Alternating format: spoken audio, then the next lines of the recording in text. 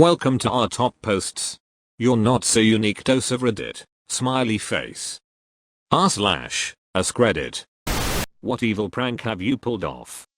My mum's laptop wallpaper was a picture of her granddaughter. I copied the picture 100 times and made her wallpaper a slideshow of the same picture over and over again, so the file would change but nothing would change visibly on the monitor. The pictures would change every 10 seconds. On one of the images I painted a tiny little curly mustache on her.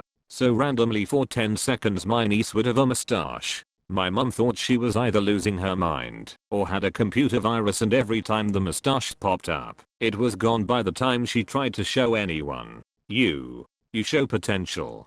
Big time. I second that. Still laughing. I farted under the covers, then pointed at the ceiling above my GF and shouted "Spider," so she'd throw the blankets over her head. Later, when she told her parents, that turned out to be the thing that earned her dad's respect for me. Made him laugh so hard he needed an inhaler. One summer in college, I worked in the registrar's office, registering all the incoming freshmen. A prof who was a mentor to me was teaching freshman seminar and asked me to handpick a class for her. Straight A students, high sats, whatever. So I did 15 students, all named Sarah. I wonder if the professor took it in stride after finishing attendance. I suppose you're wondering why I gathered you together here today. Sarah fixed it for ya, Sarah. 30 Helens agree. A friend kept trying to steal my sushi off my plate at a sushi restaurant. So while she wasn't looking, I stuffed it full of wasabi, put a bit of fish back on top to cover my tracks, and pretended to not be looking. When she started reaching towards it, she tossed it into her mouth, started chewing down, and I just swung my head towards her to say "You ducked up." 5 minutes of coughing, muffled screaming, and copious amounts of water later, she had learned her lesson. To be fair, she had that coming. She only had herself to blame. Two of my friends have never met each other. Before they spoke, I told both of them that the other is a bit deaf. They shouted at each other for a few minutes before they realized that I'm an asshole. I mean, this is the perfect prank. There's a little bit of embarrassment, but mostly just confusion on both of their parts. Also, since you're pranking two people, nobody feels singled out. Well, after your prank is over, you're the one left out.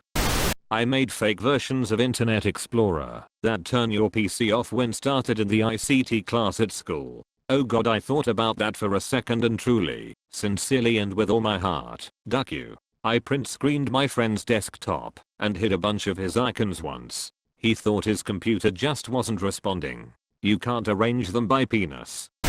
I used to work at a science tutoring center when I was in college in my gap year before professional school. One of the things we taught very often was anatomy. So naturally we acquired a few skeletons and various skulls with some variation in how they looked or were marked, etc. Well, I was closing one night and I knew my co-worker was opening the next morning early. So before I locked up, I assorted all of the skeletons and skulls in a welcome party near the front door. I had one immediately at the opening of the only door into the room, with several backup skeletons and skulls just behind at a table together watching on. The best part was that you have to turn on the lights manually, and that switches immediately to the side of the door opening. So when she reached down to turn on the lights, she had to come face to face with some lifeless skeleton skull in the middle of the shady opening. Needless to say, she screamed, and it was loud enough to make our boss come to see if she was okay. Woke up to some colorful texts from Mayo. Still proud of that one, honestly. Please tell me this welcome party was a bunch of skeletons in dirty love positions. Haha, no, just all of them staring at the opening of the door. Once I asked a friend for another friend's phone number. He gave me a teacher's number. I then went on to send multiple messages in a fake angry tone to my unsuspecting teacher. Duck that diabolical genius of a friend. I hope you didn't reveal your name in any of those texts. Oh, he found out it was me. He was actually pretty pissed at first, but I explained it without throwing my friend under the bus and got off with just an awkward moment. You really are a real fool. Dude was harassing my ex because he used to have a cell phone number. Was being a real ducking creep. Anyways, I created an email address, signed up to Kijiji, and placed an ad offering an 80 inches 3D TV for free with some excuse about a bad breakup and not wanting her to get it. I asked people to only text or call. I then went to bed and forgot all about it until the next day at work. I'd get a text from my ex asking if I had done something on Kijiji. The dude was begging her to take the ad down and apologizing. I checked the email and there were 5 pages of responses, even though I had told them not to email, but to call or text. Dude's phone must have been ringing constantly. I took the ad down, and she never heard from him again. I've done something similar.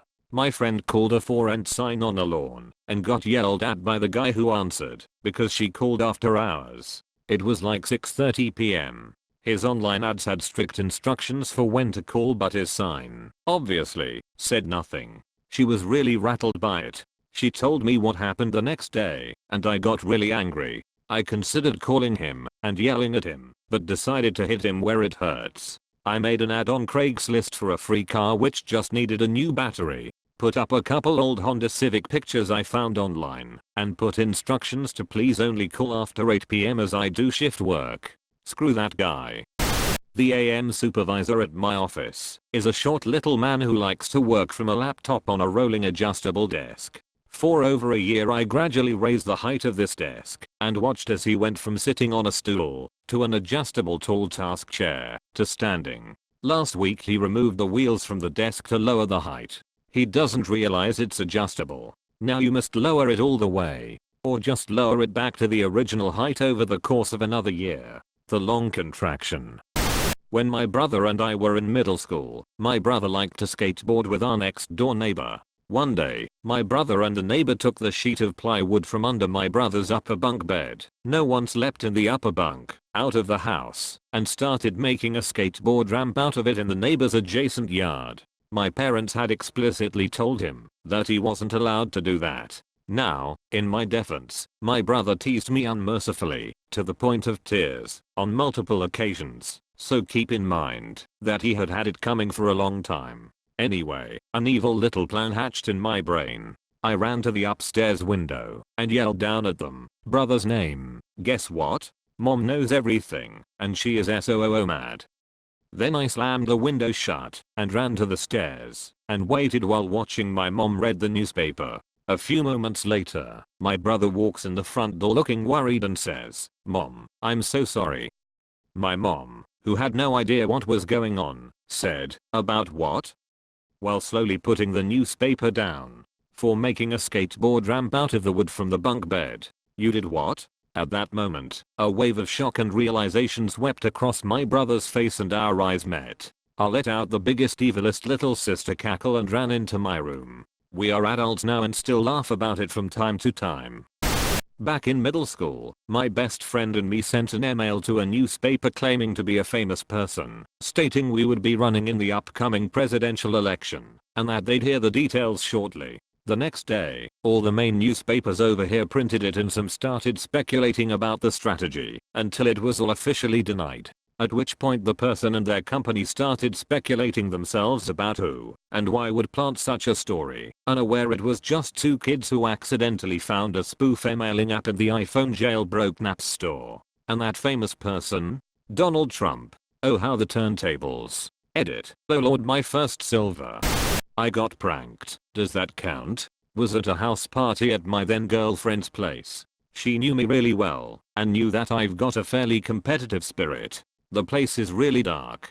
She turns to me in the dim light and says my name. "I bet you can't fit an orange in your mouth and eat it all in one bite." Wasn't about to say no to a challenge, so I took her up on it, only it wasn't an orange that she'd peeled but a lemon.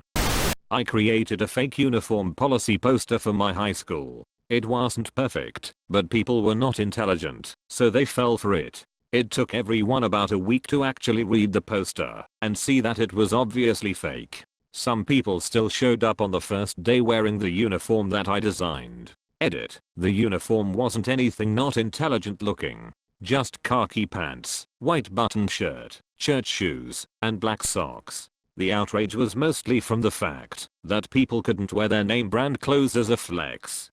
What was the uniform? Nothing not intelligent looking. Just khaki pants, white button shirt, church shoes, and black socks. The outrage was mostly from the fact that people couldn't wear their name brand clothes as a flex.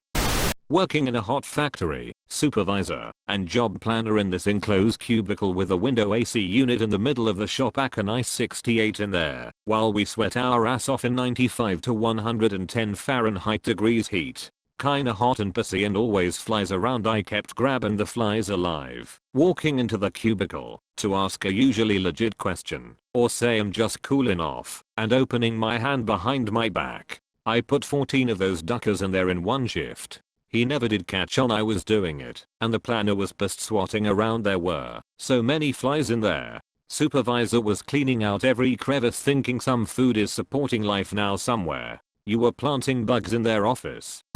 I saw a post about switching around mayo and vanilla pudding. Emptied out a mayo jar and cleaned it well, filled it with a few pots worth of vanilla pudding, and took it to uni. Our uni is very lax about eating during the lectures, so I waited until midday when I was sitting in the middle of all my friends and they were all eating their lunch. Cue me taking out the jar of mayo and a spoon, popping the lid, and taking a big ol' spoonful with a grin. At first only the closest ones noticed, but after the third spoon it was like everyone was frozen around me.